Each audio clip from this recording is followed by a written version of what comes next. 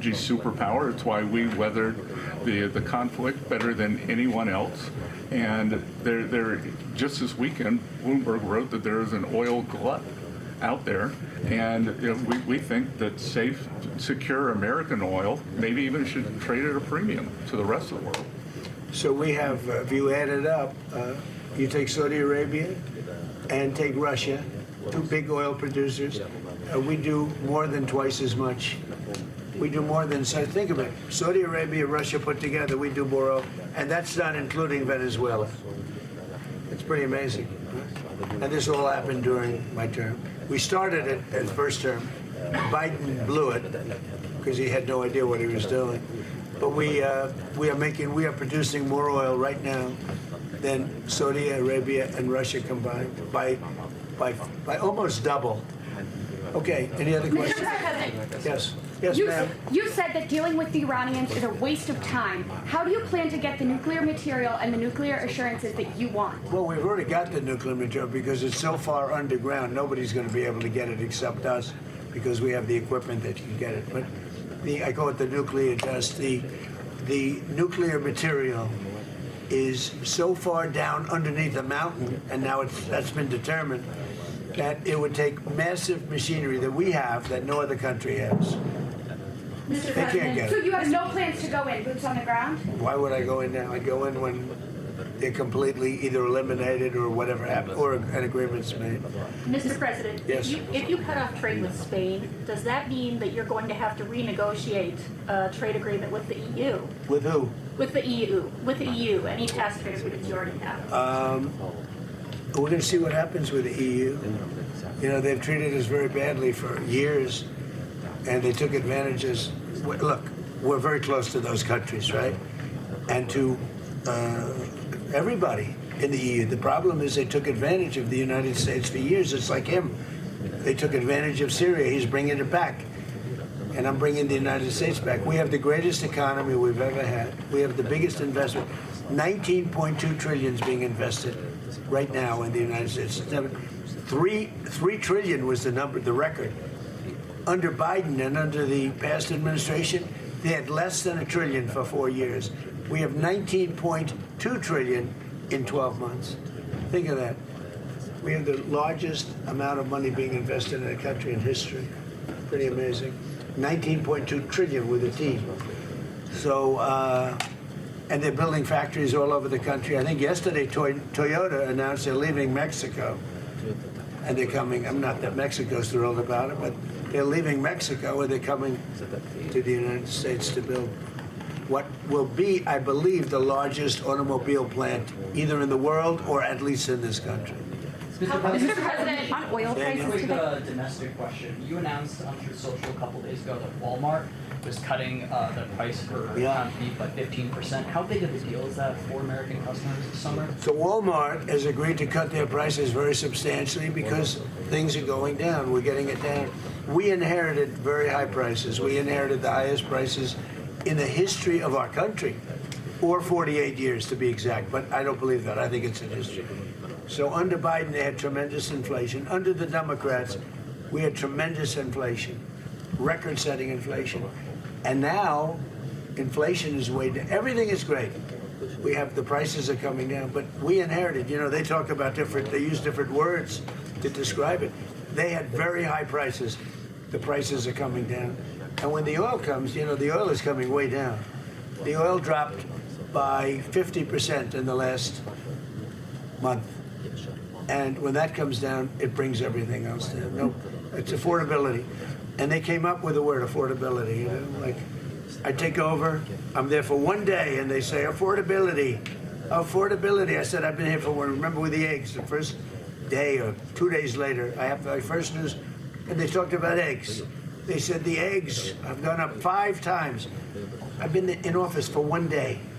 And I said, well, we'll have to do something. In fact, they told me not to order eggs for the Easter egg hunt at the White House. I should use plastic. I said, we're not doing that. And by the time we came, that was a couple of months later, that happened, and we ordered thousands of eggs. And right now, eggs are way down. The prices are way down, and they're coming down further. So they made up a phony word that they used. They said affordability. They're the ones that caused the affordability prices. I didn't, but I brought it down, and the oil is coming down very big. Mr. President, Brent crude is up slightly today on the A little announcement bit, yeah, that because we hit them. Anytime we hit them, it goes up a little bit, $2. is that what you mean? Is that what you meant when you said that we might see oil prices lift a little in A response little to? bit, yeah, $2, very little. It's down from, let's say, $135 down to $69. It's dropping, and everything else drops. So as oil goes, so goes everything else. But anytime if we hit Iran, oil goes up a little bit. It's all right. Mr. President, do you think And you know Israel? what we're doing? We're de-nuking it. All right. We're de-nuking Iran. They're not going to have a nuclear weapon. All right. One more question. Sir, do you think Israel should withdraw troops from southern Lebanon? Well, I talked to Bibi about that. Yeah, I think they're going to. I think they want to. I don't think it's a question of me. I think it's a question they want to. And they're getting along with Lebanon. They're signing deals with Lebanon. First time ever. Marco, talk about that if you'd like. Yeah, we have an agreement that, and it calls, that's the goal at the end. Obviously, Israel's concerned about their security. But the president did a great job bringing those two countries together for the first time It's a big thing. First time in many years, right? So we have a deal with Israel and Lebanon. And, yeah, they'll leave. And I think it's going to work out very well. But we're here for this because Syria has turned around as fast as I've ever seen. Well, actually, I turned the United States around very fast, too. I inherited from a man who was not smart, not a smart person. We inherited from a man where they were running this country so badly with the open borders. Think of it, 25 million people allowed into our country, and that includes 11,888 murderers, most of whom murdered more than one person, okay? We got most of them out, or we have them in jail, and we've done a great job. Washington, D.C. now is considered one of the safest cities in the country. If he came to Washington, D.C. a year and a half ago, he'd fear for his life, even though he never feared for his life before, because it was very dangerous. But somehow his territory might have even been a little more dangerous. I joke because, you know, he comes from a rough environment. Would you say that's right, Tom Barrett? Huh? It's sort of funny to think. I don't think he'd be too concerned with Washington a year and a half. But we had a very, very unsafe Washington, D.C., and now it's one of the safest cities in the country. We put the military in. Washington went from being an unsafe to one of the safest cities, and crime is down 94%. We don't play games. And we removed over 5,000 career criminals, many of whom came in through the open borders of Joe Biden. We did the same thing with Memphis, Tennessee. We did the same thing with in Louisiana. You have to speak to the governor, because New Orleans, the crime rate is down 78% in a little while, and they had the best Mardi Gras they've ever had. So we're doing a good job, and he's done a great job too. And I thank you very much. Thank you very much. Thank you, guys. Thank you, press. Thank you. Thank you, guys. Thank you. Thank you. President Trump take questions during a bilateral meeting with Syria's president at the NATO summit in Turkey. Iran, the headline in today's press conference. The president saying he doesn't have plans to send boots onto the ground in Iran, adding he does believe oil prices will drop again, but that oil prices may go up a bit when the U.S. hits them again. So far today, oil is up, stocks are down. This comes after his bilateral meeting with President Zelensky earlier today, where he said the U.S. will likely hit Iran again tonight. Let's bring in NBC News White House correspondent Monica Alba, who's traveling with the president in Turkey. Monica, the president has been taking a lot of questions today, tackling a number of global issues from Ukraine, Russia, to Syria, to Israel, to the war with Iran, and his comments on Iran have been the story of the morning. Recap what has happened and where things stand.